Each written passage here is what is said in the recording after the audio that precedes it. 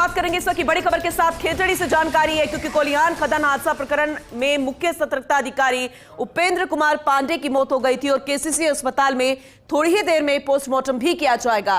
कोलकाता से परिजन में बड़े अधिकारी केसीसी अस्पताल पहुंचे हैं। बेहद महत्वपूर्ण होगा पोस्टमार्टम भी, वो रिपोर्ट भी, और ये अपने आप में बेहद अहम क्योंकि जिस तरीके से परसों देर रात ये हादसा हुआ था, 15 अधिकारी उसमें फंस गए थे लिफ्ट की वायर टूटने से और किस तरीके से रेस्क्यू किया गया, लेकिन अफसोस की बात उन्हें बचाया नहीं जा सका। कोलकाता के रहने वाले मृतक मुख्य सतर्कता अधिकारी थे। रेलवे के अधिकारी केसीसी अस्पताल में उनका पोस्टमार्टम किया जाएगा। बाहर निकाल लिया गया था एक एक करके सभी अधिकारियों को।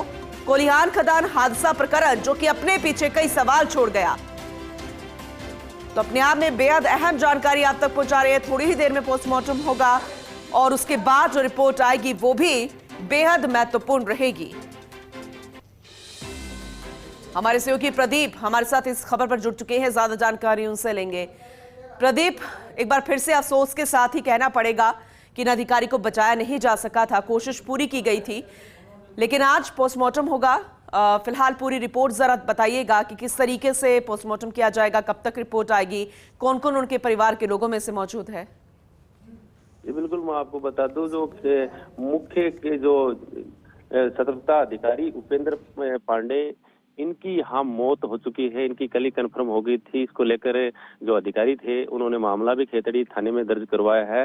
अब इनका पोस्टमार्टम प्रक्रिया जो केसीसी अस्पताल है वहां पर थोड़ी देर में ही शुरू होने वाली है। लगभग प्रक्रिया भी पूर्ण हो चुकी है और ये कोलकाता से इसके परिजन और जो बड़े अधिकारी हैं वो भी केसीसी अस्पताल में पहुंचे हैं। मुख्य जो सतर्कता अधिकारी हैं ये रेलवे में अधिकारी थे और ये यहाँ पर विजिलेंस टीम के प्रमुख बन के आए थे और जब इनका निरीक्षण चल रहा था, निरीक्षण से जब लौट रहे थे उसी दौरान यह हादसा, और इस हादसे में करीब 15 लोग यहाँ पर फंस गए थे, जिनमें ये प्रमुख अधिकारी थे जिनकी यहाँ मौत हो चुकी है।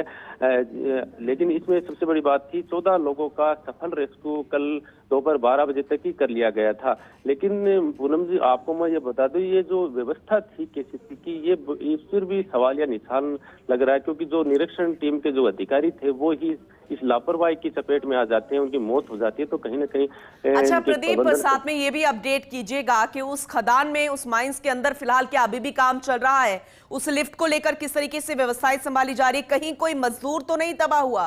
क्या इस तरीके का कोई रेस्क्यू फिलहाल अभी उनको लेकर चल रहा है? क्योंकि ऐसा तो नहीं है कि माइंस में काम नहीं हो रहा होगा। बिल्कुल, जो प्राथमिक जानकारी के अनुसार जो पुलिस प्रशासन की जानकारी जो हमने जुटाई है, उन्होंने अभी इस बात से इनकार किया है कि कोई अंदर मजदूर इस माइंस में फंसा होगा।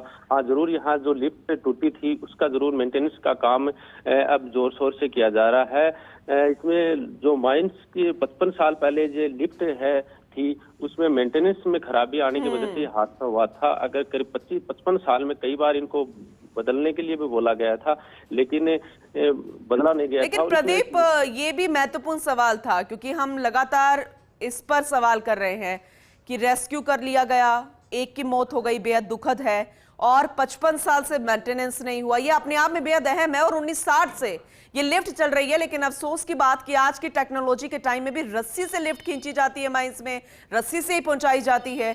तो क्या उसे लेकर अब कुछ नया यहाँ पर विकास लिफ्ट को लेकर होता नजर आएगा इस हादसे के बाद? कोई इस तरीके की बात? देखिए, मैं 55 साल पहले लगाई गई लिफ्ट में कुछ दिन से खराबी चल रही थी, उसे बदलने के बजाय मरम्मत का काम यहाँ पर किया जा रहा था।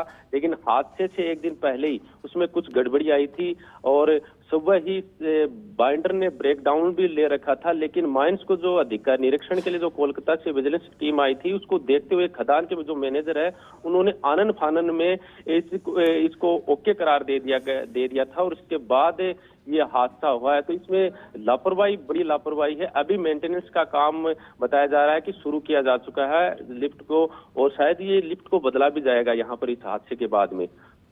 बिल्कुल, बहुत बड़ी लापरवाही रही और एक की जान चली गई। फिलहाल देखना होगा किस तरीके से बदलाव यहाँ किए जाएंगे। फिलहाल बहुत शुक्रिया आपका इस जानकारी के लिए।